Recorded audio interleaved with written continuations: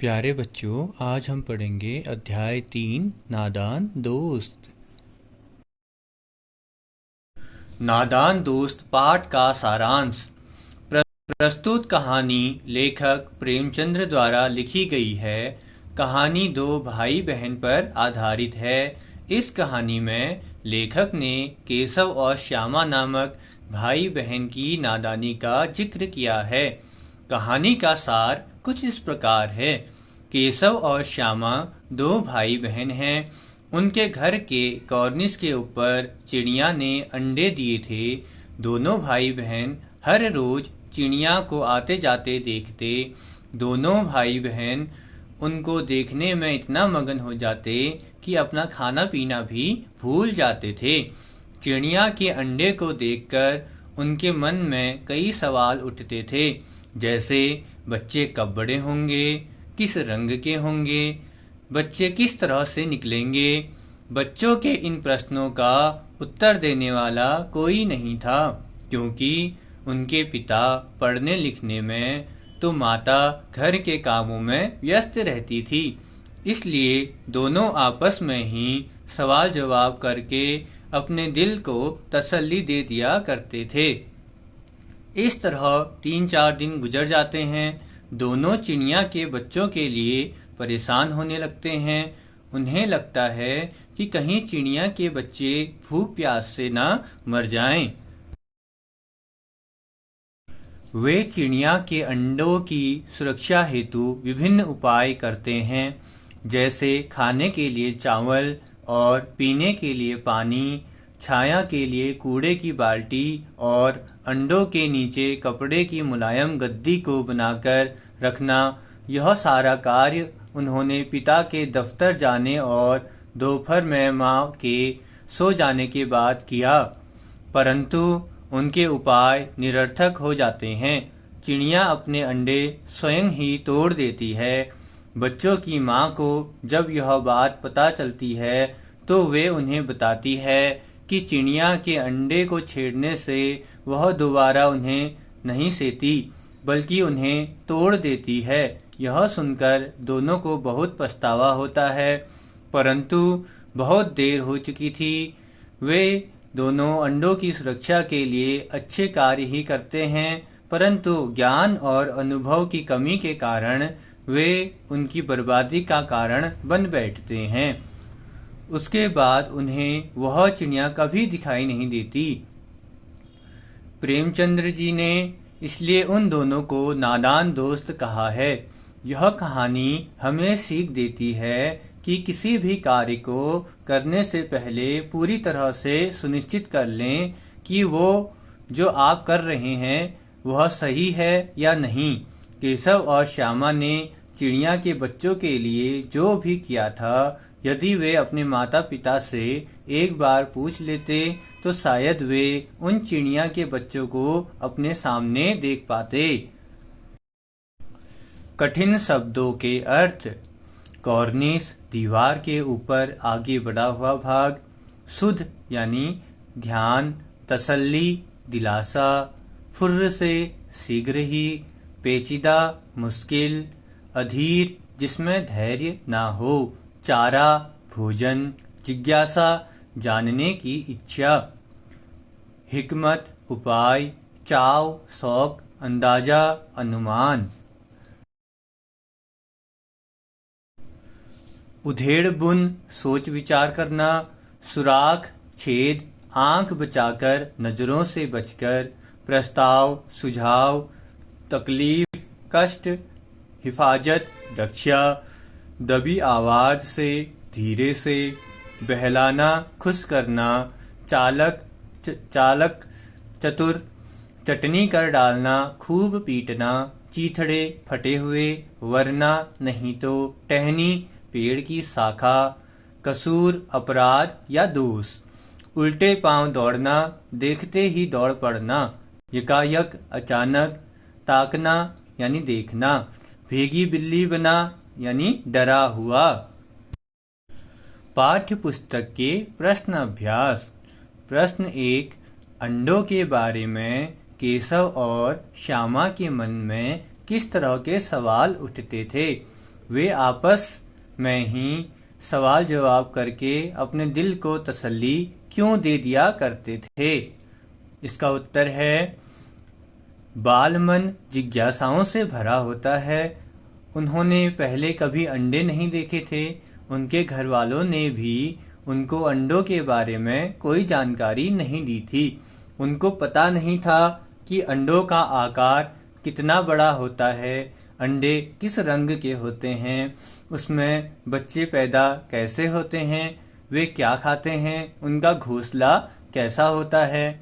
बच्चों के मन में इस तरह के सवाल स्वाभाविक होते हैं। प्रश्न संख्या 2।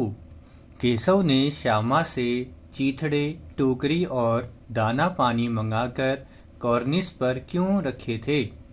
उसका उत्तर है, कॉर्निस पर चिड़िया के अंडे थे।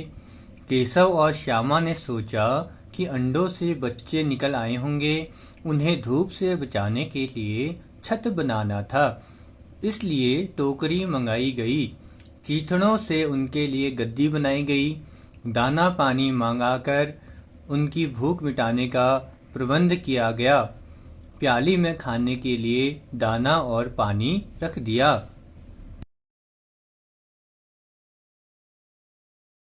प्रश्न संख्या 3। केशव और श्यामा ने चिड़िया के अंडों की रक्षा की या नादानी? इसका उत्तर है, केशव और श्यामा ने अपनी ओर से तो उन अंडों की रक्षा करनी चाहिए, पर यह उनकी नादानी सिद्ध हुई। चिड़िया अपने अंडों की रक्षा स्वयं कर सकती थी। बच्चों ने अंडों की रक्षा करने के प्रयास में उन्हें छूकर गंदा कर दिया। उन्हें नहीं मालूम था कि यदि वे अंडों को छू लेंगे तो चिड़िया उन्हें छोड़ ही देगी। वास्तव में वे तो उन अंडों की रक्षा करना चाहते थे, लेकिन नादानी में रक्षा में हत्या हो गई। कहानी से आगे। प्रश्न संख्या 1। केशव और श्यामा ने अंडों के बारे में क्या क्या अनुमान लगाए? यदि उस जगह तुम होते तो क्या अनुमान लगाते और क्या करते? इसका उत्तर है, केशव और श्यामा ने अनुमान लगाया कि अब उन अंडों से बच्चे निकल आए होंगे। चिड़िया इतना कहाँ से लाएगी? गरीब बच्चे इस तरह चूं चूं करके मर जाएंगे। उन्हें धूप से भी कष्ट होगा। यदि केशव और श्यामा की जगह हम होते तो हम अनुमान लगाते कि कोई जानवर या अन्य जीव जंतु तो अंडों तक नहीं पहुंच जाएगा, कॉर्निस तक कोई जानवर न पहुंचे। मैं इसका प्रयास करता। हम अंडों के साथ छेड़छाड़ नहीं करते। चिड़ियों के लिए दाना हम कॉर्निस पर रखने की जगह नीचे जमीन पर बिखेर देते। प्रश्न संख्या 2। माँ के सोते ही केशव और श्यामा दोपहर में बाहर क्यों निकल आए? माँ के पूछने पर भी दोनों में से किसी ने किवाड़ खोलकर दोपहर में बाहर निकलने का कारण क्यों नहीं बताया? उत्तर, क्योंकि वही समय ऐसा था जब वे बाहर आकर चुपचाप चिड़िया के बच्चों को देख सकते थे। माँ उनको देख लेती तो अंडों को हाथ न लगाने देती। माँ के पूछने पर पिटाई के डर से दोनों में से किसी ने बाहर निकलने का कारण नहीं बताया।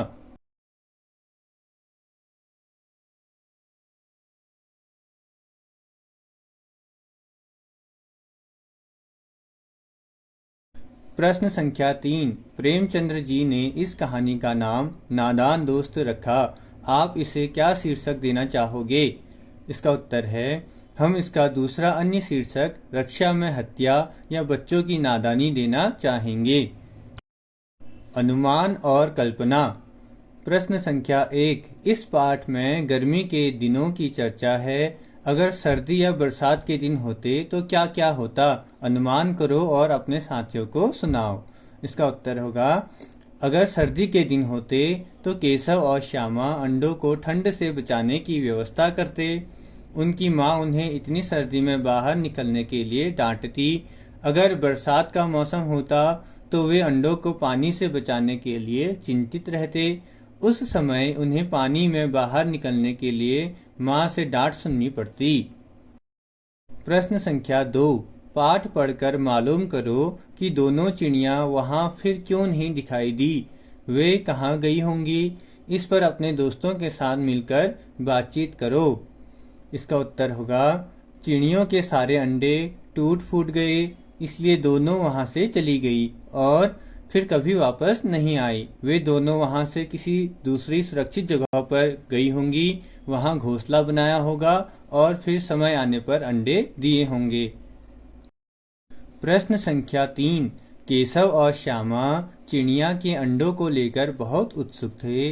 क्या तुम्हें भी किसी नई चीज या बात को लेकर कौतूहल महसूस हुआ है? ऐसे किसी अनुभव का वर्णन करो और बताओ कि ऐसे में तुम्हारे मन में क्या क्या सवाल उठे। इसका उत्तर होगा, मुझे अपने घर में पैदा हुए बिल्ली के नवजात बच्चों के प्रति कौतूहल बना रहता था। एक बार मेरे घर के पिछले हिस्से में एक बिल्ली के 3 बच्चे हुए थे। उन्हें देखकर मुझे बहुत कौतूहल हुआ। बिल्ली अपने बच्चों के मुंह में दबाकर एक स्थान से दूसरे स्थान ले जाती थी। उन्हें देखना मुझे बहुत अच्छा लगता था। मैं माँ से छुपाकर कटोरी में दूध रख आया करता था और कभी कभी अपने हिस्से की रोटी भी उन्हें खिला दिया करता था। मेरे मन में अक्सर यह सवाल उठता था कि बिल्ली अपने बच्चों को मुंह में दबाती है तो क्या उन्हें दर्द नहीं होता होगा?